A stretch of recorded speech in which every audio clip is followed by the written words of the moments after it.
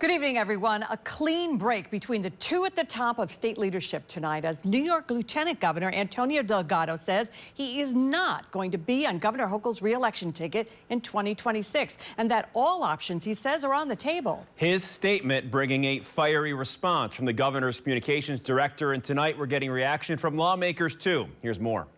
Quote, today, Antonio Delgado finally said out loud what has been obvious for quite some time. He's simply not interested in doing the job of Lieutenant Governor of the state of New York. Governor Kathy Hochul's team firing back after Antonio Delgado declares his independence from her ticket, something Assembly Democrat John McDonald says he's seen coming the last 6 months to a year, and that there's been a clear divide between Hochul and Delgado, and now that it's a deeper one, he says it's sad. What do you think of the governor's response?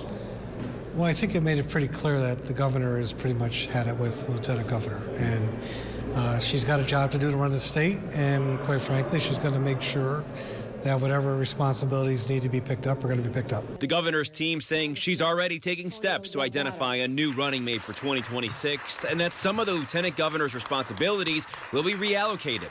Senate Democrat Pat Fahey says she's not surprised by the announcement, rather the timing of it.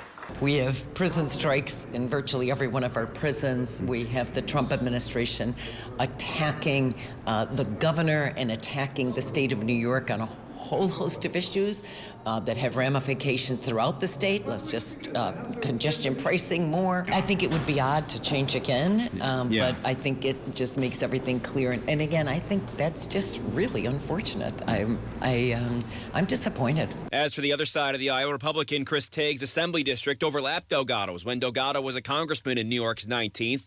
Tague says they've had a respectful relationship, and this is his reaction to today's news. I don't blame him. I wouldn't run with her either, and I'm surprised anybody would run with her. She's a disaster. She could be the end to anybody's political career.